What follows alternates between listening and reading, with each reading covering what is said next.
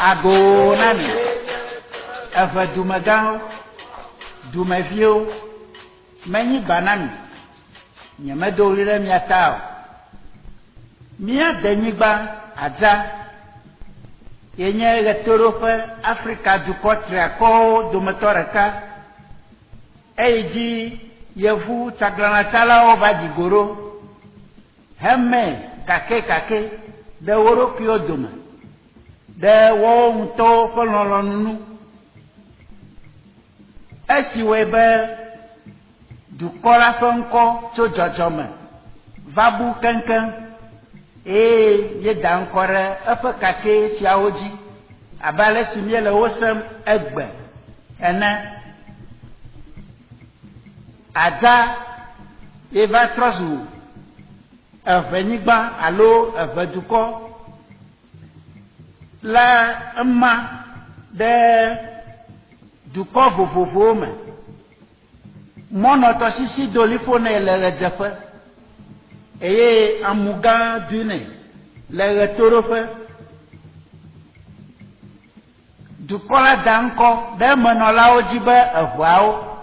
le susu sia nu be míele tɔsisi gã eve titina eye míeyɔ míaƒe gbegbɔgblɔ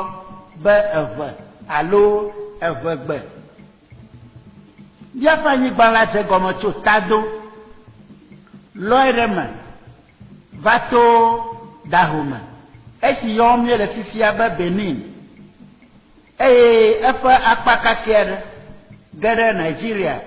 dukɔ triakɔ la ƒe dziehe ɣetoɖoƒe nyigba dzi anyigba la gaƒle ɖe me va ɖo Togo to eƒe akpa ma eye eƒe anyigba sia dzinɔlawo nye ame siwo sɔgbɔ wu eye anyigba la si nye ʋenyigba hã nye esi lolo wu mɔmlɛwo katã anyigba la galɔe ɖe me va ɖo Sikakuta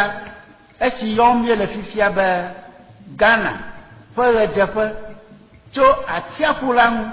heyi ɖe anyiehe gome ʋĩi eme kɔ ƒãa be evenyigba kple eƒe gbegbɔgblɔ evegbe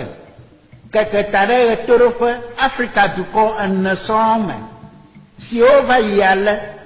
Ghana, Togo, Benin kple Nigeria azɔ afi ka eʋeawo tso abe ameyibɔ hatsotso kple dukɔ ene le blema nyatotowo nu la amegbetɔƒome vovovowo katã nɔ teƒe ɖeka le tɔsisi gãwo Tigre kple Euphrates ƒe godoƒe nyigbawo dzi le xexea me ɣedzeƒe titina nutome eʋeawo da ŋkɔ ɖe anyigba mawo dzi be ayɔtome akpatome kple adzatome nuteƒewɔwɔ kple amenyenye si xɔ aƒe ɖe ʋeawo me la wɔe be afi si tututu ameyibɔ tsiɖiawo nɔ esi dzi woda ŋkɔ ɖo be adzatome la ƒe ŋkɔ tsi eʋeawo ŋu eye woyɔ wo be adzaviwo va se ɖe egbe kluvisitsatsa aʋawɔwɔ atraɖii afia ŋkunɔtsotso ʋɔnudɔdrɔ kpakple teteɖeanyi vovovowo wɔe be ameyibɔwo katã ta hlẽ hede asi nɔƒe yeyewo didi me hena dzidzemekpɔkpɔ hatsotsoawo katã va ɖo anyigba yi va xɔ ŋkɔ emegbe be Afrika la ƒe anyiehe ɣedzeƒe henɔ Nile tɔsisi gã ƒe alɔdzenyigbawo dzi le ƒe alafawo megbe la ameyibɔwo katã kple amedzawo ƒe hatsotso aɖe gaʋu tso anyigba mawo dzi va tso nɔƒe ɖe dziehe ɣedzeƒe lɔƒo wona ŋkɔ afi si wova nɔ la be Abisinia henɔ Yuda dzata fiazikpui la ƒe kpɔkplɔ te ƒe akpe nanewo kluvidɔme kple dzidzeme makpɔmakpɔ ƒe gbɔgbɔtsiketsi ameyibɔwo ƒo le anyigba sia dzi eya ta wogaka hlẽ ɖe teƒe vovovowo ɖo ta ɣetoɖoƒe ɣeɖeƒe dziehe kple anyiehe wova ɖo sahara kedzogbe gã la dzi hekaka ɖe edzi eʋawo va nɔ teƒe aɖe si woyɔ be ketume teƒe sia yɔm mie le egba be Khartoum eʋawo menɔ teƒe sia fũu o elabena tɔsisi eve titina nɔnɔ alo ŋutinɔnɔ ƒe dɔwɔwɔ kple agbenɔnɔ gbadzamawo wogaʋu yi ŋgɔ va ɖo Niger kple Benin tɔsisi eveawo ƒe godoƒenyigbawo dzi woda ŋkɔ ɖe teƒe sia dzi be Kwara dukɔ vovo aɖewo va do go kpakpliwo le afi ma heda asi aʋawɔwɔ me kpli wo ŋutsu sesẽ aɖe si nye gbetɔ Zewuze la nɔ ŋgɔ na eʋawo hewɔ aʋa kple futɔ siawo ʋli anyigba la le wo si eye wòxɔe na eʋawo ŋutsu sia ƒe ŋkɔe nye Charlie Akplɔmada eye wònye eʋawo enɔ afi sia kple eʋawo ƒe ahafia hatsotso vovovo aɖewo woda ŋkɔ vovowo ɖe ŋutsu sia dzi be Ghana ameɖidzata elabena etrɔ eƒe nɔnɔme abe dzata ƒomevi aɖe ene hevuvua futɔ alafawo le aʋawɔgbewo le ŋkeke ɖeka dzi eƒe ŋkɔ ŋutɔŋutɔe nye Charlie Akplɔmada ameyibɔ hatsotsowo ƒe akpa gã aɖe ʋu alo sidzo le ameɖidzata Ghana alo Charlie Akplɔmada ƒe dziɖuɖunyigba sia dzi esiawoe be eʋawo hã gaʋu wova toa nagowo le Ile Ife eye wonɔ anyi kpli wo ɣeyiɣi didi aɖe aʋawɔwɔ atraɖii kple subɔsubɔwo ƒe vovototo kple agbenɔnɔ eveawo ƒe masɔmasɔ woe be eʋawo gaʋu le anagoawo gbɔ va tso nɔƒe yeye hena ŋkɔe be Adza alo Tado henɔ fia yeye aɖe si wona ŋkɔe be Asimaɖi alo Asimaɖi la ƒe kpɔkplɔ te togbɔ be gbetɔ Zewuze Charlie Akplɔmada ameɖidzata alo Ghana ganɔ agbe kokoko hã etrɔ zu ametsitsi ɖaŋuɖola alo amegaxoxo tɔxɛ na eʋawo le teƒe sia eʋawo de asi mama me zi gbãtɔ le Tado woƒe miaʋalɔgome fia gã do akli ʋu kple eƒe aʋakɔ yi ɖatso Dahome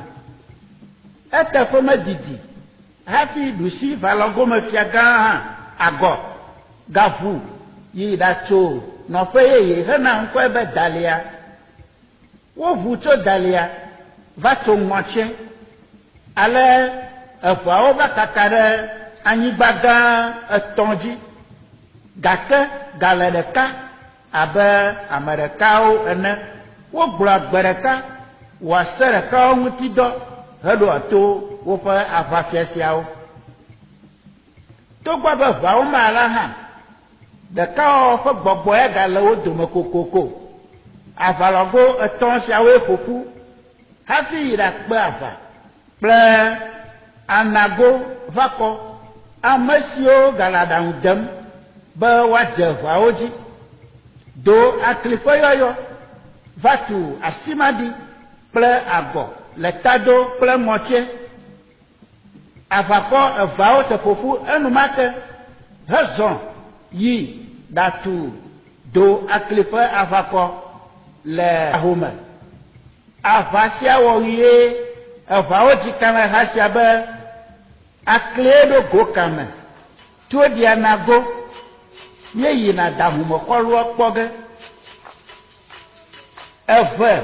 va kɔwo trɔ va aƒe le aʋasia wɔwɔ megbe esi wokplɔ wòyɔ alo anago va kɔ la ɖo esi wotrɔ afɔ megbe wonya wo do ɖe woƒe dukɔ la me ʋĩi eye wova tu wo le teƒe aɖe si woɖu wo dzi le gbidii hena ŋkɔ teƒe ma be afi sia nye gli anago gbadagbawo le eye woyɔ teƒe sia be gbadagbawo gliƒe si va trɔ zu Badagry egbea evevakɔwo trɔ va aƒe tado agbome kple ŋɔtse kple kameha sia be aklie ɖo go kame abe ale si míesi ene enye nyateƒe tso blemaxe vi va se ɖe egbe be futɔdukɔ aɖeke meti kpɔ ɖu evevakɔ aɖeke dzi kpɔ va se ɖe egbe o tado va kɔ zu aʋakɔ senu aɖe nenema kee nye dahome kple ŋɔtse va kɔwo hã wole ƒuƒoƒo me va se ɖe fifi amegaxoxo eve nɔ ŋɔtse va kɔ la me ame siawo ƒe agbenɔƒewo manya xlẽ ɖe nu aɖeke o wo dometɔ gbãtɔ enye tsali akplɔmaga abe ale si míese ene kpe ɖe gemedzra ŋu ɖewo tɔ dzo gemedzra ɖe eƒe xɔ me gbɔgbɔtsixe tsi ƒo hafi wòku gake wogblɔ be eƒe ŋutilã mefia o le ŋɔtse la eveawo nɔ glikpɔtɔtɔ gã aɖe me gli la tri afɔ 19 eye wòkɔ afɔ blatɔ hekeke abe agbadro ƒe atɔ ƒe xlãƒoƒo ene eye eƒe akpa aɖewo gali kokoko va se ɖe egbe afi siae eveawo tso hafi kaka ɖe woƒe anyigba sia dzi heva na ŋkɔ vovovowo wo ɖokuiwo be aŋlɔawo avenɔwo agave mafi volo meƒe ɖɔfɔ siwo xɔ ŋkɔ gbadza abe tɔŋuawo akpiniawo asɔgliawo biawo dzigbe kple nyigbe somawo klikɔwo awudomawo vetawo flawuawo dzodzeƒenyiawo afiƒawo abɔlɔawo aɖakluawo vɛawo leklebiawo sɔkɔɖeawo agɔmeawo abutiawo beawo anfuawo andoawo vogawo abɔbɔwo aveawo aguawo gameawo akrofuawo gaƒeawo besiawo liatiawo kpelãwo danyiawo tomawo kumawo feɖawo alavanyɔawo fodomawo kpe ɖe eve ƒe likadukɔ vovovowo ŋu abe avatimawo agɔtimawo ahlɔawo likpeawo lolobiawo akpafuawo santrokofiawo bowriawo boemawo ŋkunyawo nyagboawo logbawo tafiawo akpɔsɔawo akebuawo adeleawo tsotiawo kple anyaŋawo togbɔ be eve dukɔ ƒe akpa si nɔ ŋɔtse la ka hlẽ ale hã la ŋɔtse gali kokoko eye eƒe sãwo alo duta vovovoawo va yi ale kligbonu si nye fiadua dogbonyigbo atite dome agbala dome alo agbana dome saba kɔme alo saa kɔme kpe dome kpota tegbi adime avizuha tako agbogbogã agbogbo-via kpe ɖe teƒe vevi aɖewo abe agblɔʋuwo nɔƒe kɔmedzaƒe me kple aɖegbedoƒe ene ŋu teƒe vovovo siwo míatɔgbi ŋgɔdɔwo nɔ le ŋɔtseglia me la siwo va yi ale akpiniawo nɔ tegbi klikɔwo nɔ kligbonu asɔgliawo aŋɔawo biãwo beawo agavawo avenɔwo aveawo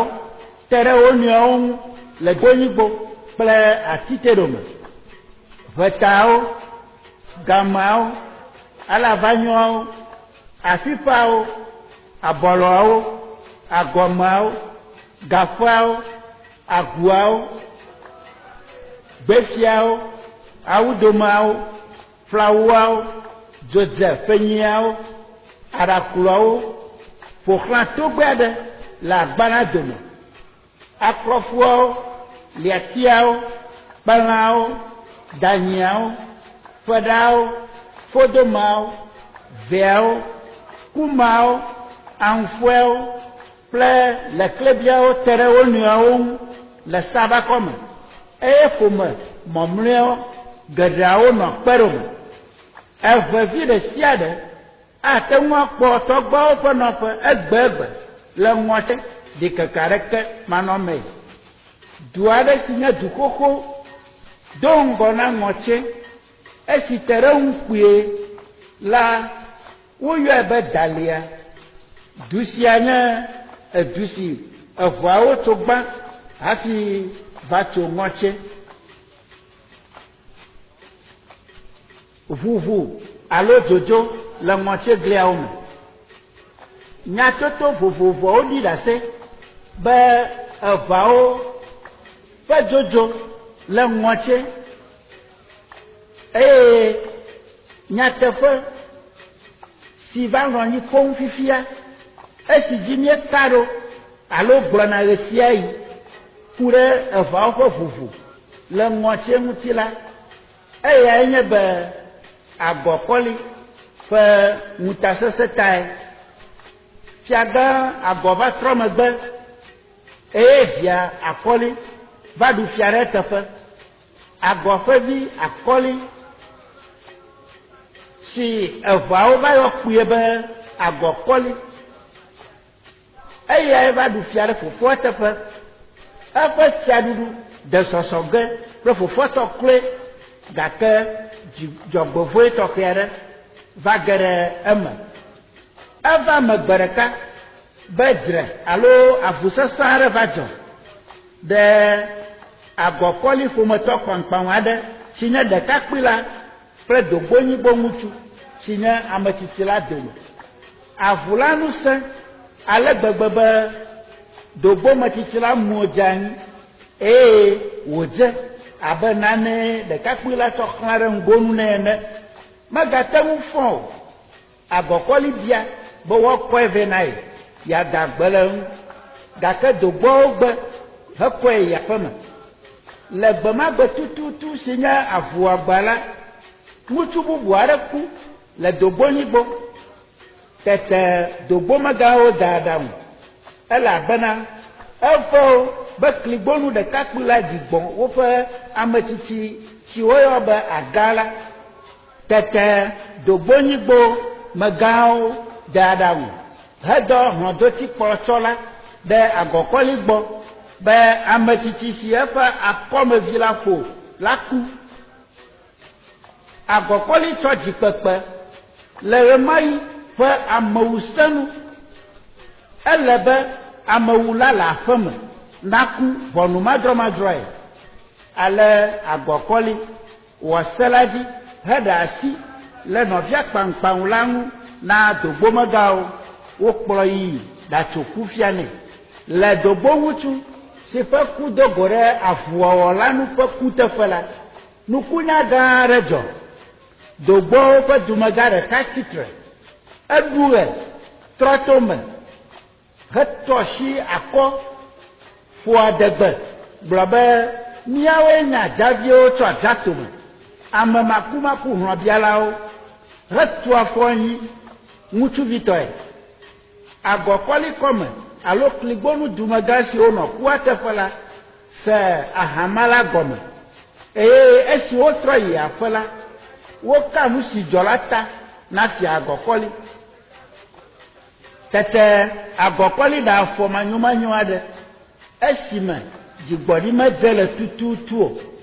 eɖe gbe na eƒe gbadagbawo katã be woayi dogbonyigbo eye woawu dogbo dumegãwo gbadagbawo wɔ nenema le fia la ƒe nyanu woyi eye wowu dogbomegãwo katã kposɔn wotsɔ gbãta na wo dumegã gbogbowo wu ɖe agɔkɔli nɔvi ɖeka ta fo wɔna sia he masɔmasɔ kple zitɔtɔ blibo va ʋawo ƒe hatsotso si le ŋɔtsi la dome gbadagbawo ƒe asi mete ŋu su dumegã dometɔ aɖewo abe tsali tegli gemedra kple ʋenya ene dzi o togbɔ be agɔkɔli na wowu kligbonu dumegã siwo hã tsitre ɖo dogbomegãwo wuwu ɖoɖo sia ŋu hã la eƒe asi mete ŋu su kli si nye eƒe zikpuitɔ ya dzi gbeɖe o elabena tsali akplɔmada kɔ eya kple aga dzoe le ŋɔtse xoxo ezɔ zime kpli wo dzimaɖi tsitsi aɖukli ɖuɖu kple nyɔnuwo ƒe avi kple konyifafa yɔ aƒe ɖe sia ɖe me le dogbonyigbo atike ɖome kpe ɖome kligbonu tegbe kple dalia ale gbegbe be dukɔ la dadaŋu heɖo kpe dzi be yewoaʋu adzo le ŋɔtse agblẽ fia agɔkɔli kple eƒe ƒometɔwo kple eyomedzelawo ɖi le ʋuʋugba ƒe zãme la gbetɔ zewuze tsali akplɔmada ɖo golo ŋɔtsedu blibo la eye esia wɔe be ame ɖewo katã ase ʋuʋunya ɣaɣla sia eye wòagahe hlɔ̃nya bubu vɛ la dɔlɔ yi me ʋĩi va se ɖe esime dukɔ blibo la ʋu dzo le ŋɔtse nyatotowo gblɔ be ame siwo tsi ŋɔtse dua me kpe ɖe fia la ŋu la nyɔ le ŋufɔki ƒe ŋudɔ ga 12 me dukɔ la ʋu dzo le ɣeɖuɖu wɔna gã aɖe me wova ɖo hahotɔsisi la nu le ɣeyiɣi didi aɖe ƒe zɔzɔ megbe tɔ la ɖɔ gbago ɖe eƒe govawo dzi hele sisim ŋɔdzitɔe gbetɔ zewuze tsali akplɔmada zɔ yi ɖatsitre ɖe tɔ la to eɖe sɔsi ƒoƒogoe tso eƒe akplɔme eƒo tsi la dzi kple sɔsi la heɖe gbe nɛ be wòaɖe mɔ na dukɔ la ale tsi la alo tɔ la ma ɖe akpa gã eve me ɖusi kple mia esi wɔe be dukɔ la zɔ to eme esi woɖi go ɖe tɔ la godo la tsali gatsɔ sɔsi la ƒo tsi la dzi heɖe gbe nɛ be wòanɔ eƒe nɔnɔnu ale tsi la te kpe hede asi zɔ ɖe ɖe me kplakpla dukɔ la ɖe wòkɔ woƒe ametsitsiwo kple nyagaɖeɖiwo ɖe ta le mɔzɔzɔ la me amegaɖeɖi siawo dometɔ aɖewoe nye ʋenya tegle kple bubuawo gemedra amegaxoxo siawo dometɔ ɖeka si gblɔ ɖe eɖokui ŋu be yemele kuku gakpɔ o negbe amegbetɔ koe avɔ le ye gbɔ gemedra ƒe viwo mekɔ eya kpa ɖe me dzoe le ŋɔtse le dzodzogbe la o ŋɔtse dukɔ blibo la do dɔmedzoe ɖe agɔkɔli ŋuti ale agɔkɔli zi gbetɔ zewuze gemedra dzi be wòatsli ma be dukɔ la ƒe akpa sisi dzo la natrɔ agbɔ gemedra wɔ kɔnu tɔxɛ aɖe le fia la ƒe nyanu gbemagbe. Gemedra ƒe dzo alo amlima la ɖi mɔzɔlawo ŋu. Eva me be nuɖuɖu vɔ le wo ta gbe ɖeka ŋufɔke eye dɔvɔ̃ɖi aɖe de asi dukɔ wuwu me. Dukɔ blibo la do dɔmedzoe ɖe dumegãwo ŋu heɖo kpe dzi le adzame be yewoasi atrɔ ava ŋɔ tso eglia me. Tsali akplɔmada si nye gbetɔ zewuze la se nya ɣaɣla sia le woƒe tawo me. Eɖe gbe enumake na dukɔ la eye woƒoƒu ɖe eŋu. Eɖe lã ƒuƒodzi kli aɖe tso woƒe akplɔ me da ɖe anyigba heɖe gbe nɛ be wòaŋlɔ agble. Ƒodzikli ŋlɔ agble gã aɖe le ɣeyiɣi kpui aɖe megbe. Ati gãwo de asi mumu me gbloo. Agble la lolo ale gbegbe tsali ɖe gbe eye dzo ge tso dziƒo va bi agble la eye wòɖi bidii. Tsi gã aɖe dze enumake le tsia ƒe kekemegbe la tsali ɖe bliku gbogbo aɖe tso eƒe kotoku me eye wòna ƒodzikli ƒãe ɖe agble la me. Bli la mie enumake hele dzedzem nyuie ke tsali do ɣli sesĩe gblɔ be agbado kpakpaɖakpa bli medze avi le agbletɔ ŋkume o. Tete dukɔ blibo la katã dɔlɔ yi eme vi. Kasi woanyɔ la bli la tsi dze vi heƒu klia agble la me. Tsali na dukɔ la ɖe bli la ƒoƒui woklẽ eye tsali gatsi ami ma. Bli la nyɔ ƒoƒu le agbɔsɔsɔ gã aɖe me. Ale tsali na dukɔ la ƒoxlã bli la eye wòle gbe gagblɔ bena tagba te menɔ du dzi wotuna o. Ɖeviwo miava tu aʋliaʋlia. Kasia bli la trɔ zu wɔ gbidii eye nyɔnuwo kui dzidzɔtɔe heɖa nu na dukɔ blibo la wo ɖuɖi ƒo. Nu siawo katã va me le ŋkeke ɖeka dzi le aɖabaƒoƒo gbe aɖewo megbe. Woasia nɔ agbame na mɔzɔlawo va se ɖe esime wova ɖo afi si wova na ŋkɔe be Tevie, afi si dukɔ la nɔ ɣeyiɣi didi aɖe hafi gade asi mama me le hatsotso vovovowo me. Esi mía tɔgbuiwo va ɖo míaƒe anyigba sia dzi, wowɔ dukplɔse alo dukplɔɖoɖo vovovowo esi wɔe be eʋenyigbadziŋɔlawo nye ame nyuiwo sɔŋ va se ɖe egbe. Le ʋenyigba dzi la, ne eʋeme aɖe wɔ ŋlɔmi le ame bubu ŋu hewui esi menye aʋawɔyiwo la, dumegãwo henɛ ɖe duvɔnu eye woha to nɛ. Ɣe aɖewo yi la, woƒo anyi kɔ ɖe edzi esi gɔme nye be wowunɛ le ave me le zã me alo wonane dɔgoe le du si me wole la keŋkeŋ. Eʋenyigba la dzi ƒe sewo to vovo tso teƒe yi teƒe eye nenema kee nye tohehewo hã. Ne eʋeme aɖe wɔ nu tovo alo wɔ nu do fievɔ aɖe esi wɔe be alo si he ku vɛ na ame bubu evɔ menye ɖeme o la, eveawo da tohehe vɔ̃ɖi ɖe dzi. Ne enye nyɔnu la, womegada mɔ wòɖe asrɔ̃ o. Enɔ anyi abe tre ne va se ɖe esime wòaku eye ne eku hã la, womedinɛ ɖe ame maɖifɔwo dome o. Eveawo tsri fififi, apasatɔ nyenye, ŋkugãtoto, sakpletɔ, dzoɖuame, adzetɔ, amenuzɔzɔ, amesrɔ̃didi kple amesrɔ̃xɔxɔ, ŋlɔmi alo anyrawɔwɔ, tomaɖomaɖo, aglãdzedze,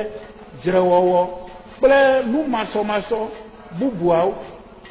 Ne ʋeŋutsu aɖe ɖu dua me la, wonyanɛ dɔgoe le edenyigba dzi abe ale si míese ene. Ne eʋeŋutsu aɖe wɔnu abe gbɔn tokui ene hede asi nyɔnu tagbɔgbegblẽtɔ ŋu ezu atre elabena nyɔnu aɖeke malɔ be yeazu nyɔnu tagbɔgbegblẽtɔ tusi o nenema ke ne ŋutsu aɖe lé nyɔnu aɖe hetra eɖokui ɖe lãme nɛ akpasesetɔe la eve dumegãwo henɛ va du ʋɔnu ha to nɛ bia gbɔe ne eve me aɖe yi nɔvia ƒe agbleme eye wòtsɔ agblemenuku ewɔ dzesi aɖe kokoko be agbletɔ la nakpɔ anya be ame si tsɔ nua la metsɔe ɖe fi teƒe o ke boŋ be dɔwɔme teƒe eye be wòaɖe eɖokui nu eye nutsɔla la hã wɔnɛ godoo nenema eveawo ƒe nukɔɖeɖiɖi ewɔe be dukɔ siwo ŋutsuwo tso wo mimi ɖo gbe la menɔla geɖewo tsri wo eme le kɔkɔm fifia be eveviwo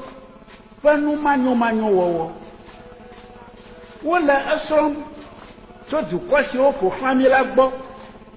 evetɔgbiwo metsitre ɖe nyɔnu ɖeka alo nyɔnu sɔgbɔ ɖeɖe ŋuti o ne eve ŋutsu aɖe ɖe nyɔnuwo fũu eye wòte ŋu le wo kple wo viwo dzi kpɔm nyuie la nenem me sia meƒle dzomavɔ ƒe me yiyi safi na eɖokui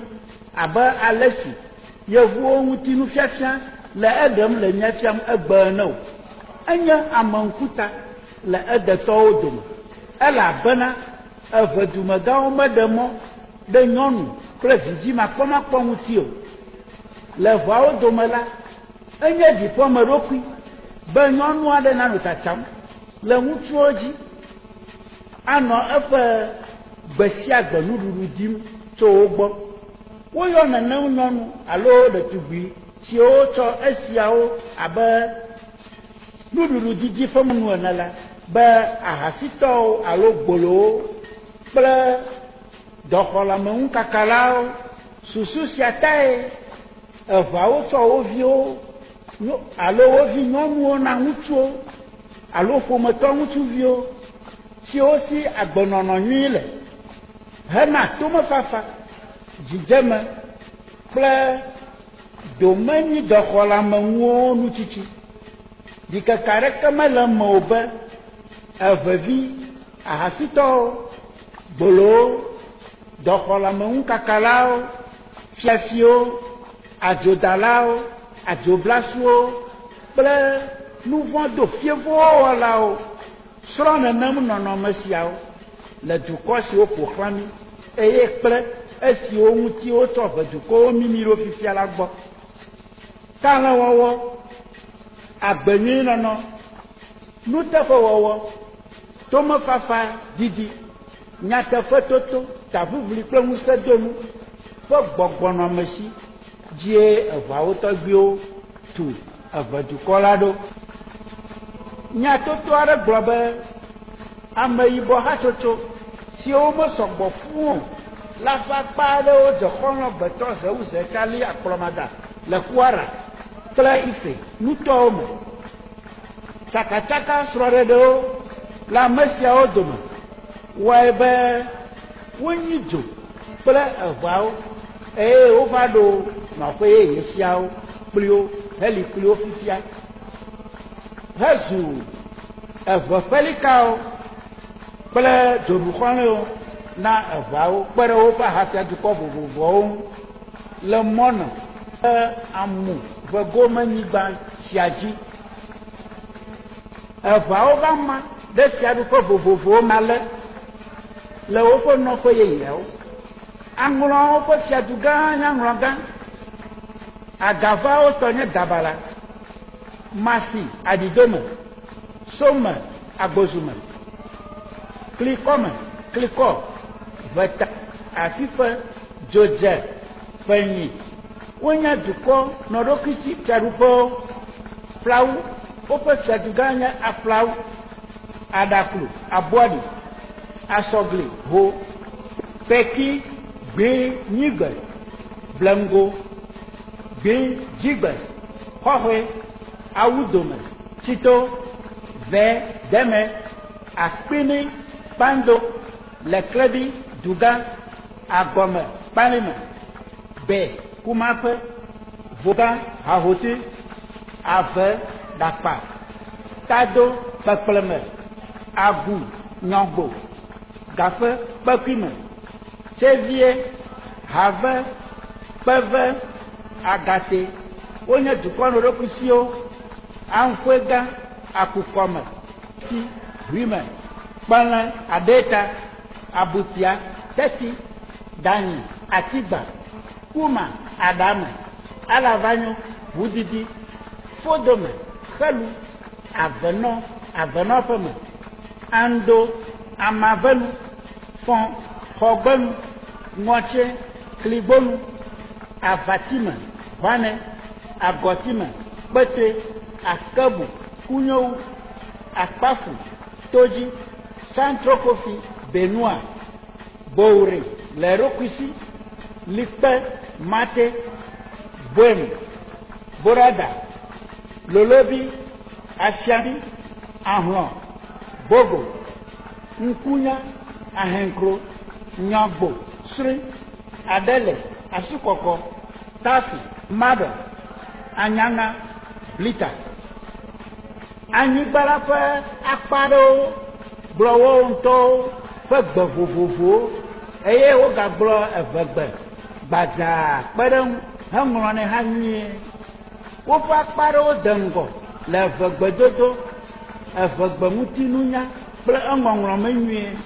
Wo tɔgbuiwo nye aʋatsu ɖeka dalawo kple ʋeawo tso blema ke le woawo kple eʋeawo tɔgbuiwo ƒe dzixɔse sia nu be aƒelika dahe nɔ me si, xɔ si wu eye wònyo hã wu xɔlɔ ke si natɔ nɔ adzɔge. Le nyateƒe me la, eve fiaɖuƒenyigba siawo katã le agbledeƒenyigba nyuiwo, ɖewo le tɔsisiwo ŋu eye ɖewo le atsiaƒu gã la ŋu. Esi wɔe be ʋeawo nye agbledela, adodiwo, lãnyilawo kple tɔƒodelawo. Dɔwɔna vovovo siawoe wɔe be asitsatsa de ŋgɔ le eve ale gbegbe. Asi ɖina ɖe eve du geɖewo me abe keta, ho, kpando, akatsi, aflawu, agu, ʋuɖaba, agbosume, dzodze, kpadakui, agbenuhoe, adzaŋu, mafikumasi, adidome, abɔɖi, dabala, aveɖakpa, alagã, koklosi, zɔfi, sogãkɔƒe, kpetoe, atikpui, ŋueƒe, tavieƒe, nyive, kpeve, tsito, bame, vakpo, anƒeta, have, ʋane, kpedze, alakpeti, atiavi, ɖafɔ, anƒegã, anyraose, wusuta, peki, asikuma, frankaɖua, dzɔpɔn, kpalime, tɔmegbe, nisahohe, ayoma, ahenkro, hahotoe, kwamikrom, abotrase, kute, kedzebi, papase, ahamansu, danyi, ɖoɖo amanfrom, akpare, klabe, afɔkpa, baɖu, amlame, atakpame, sodo, gudeve, adza, tɔvegã, amuzukɔdzi, vɔnugba, sodza, tsevie, avetɔnu, davie, gaƒe, aklaku, anexɔ, lome, denu, dzemeni, adeta, aŋlɔgã, we, borada, xɔxɔe, jasika, agoegã, danyi, batume, tutukpini, kabiti, koleŋu, xɔgbonu, kpekpleme,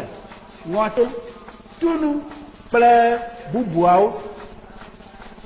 Adzɔnu geɖewo bɔ ɖe eve siwo me abe eve kete, dzomi, nemi, agonemi, gali, kokonte, agbelimo, ze, tapioca, evezalin, ze, tre, vegba, zo, aba, atsatsa, kevi, golo, kusi, to, sabala, atabi, agbita, alo ate, tomato, lãgbalẽ, agumetakui, gui, kple tɔmelã vovovowo, tɔsisimelãwo, kple atsiaƒumelãwo, nenema ke nye adelã, yiyi kple mumuawo hã. Le nyateƒe me la, eve nyatoto xoxowo mebɔ ɖe agbalẽwo me be míaxlẽ, be míaviwo, míaƒe tɔgbuiyɔviwo kple asimaketiwo nava kpɔ o, ke boŋ wonye nya tso tɔgbi, fofo, vi kple asimaketiwo dzi. Eya ta mele kuku ɖem na ave dumegãwo kple nɔvinye dumevi nyaselawo bena nya siawo dometɔ aɖe ƒe akpa ɖe me mekɔ na ame aɖe tututu o, megahe dɔmedzoe kple ɖikeke vɛ nɛ o, ke boŋ wòaŋlɔ agbalẽ nam be maɖoe ɖo ɖe nuƒoƒo siwo akplɔ esia ɖo la me. Ŋkɔnye nye papa Hogbedetɔ, posu ɖakavi 18 le ho akpe na mi.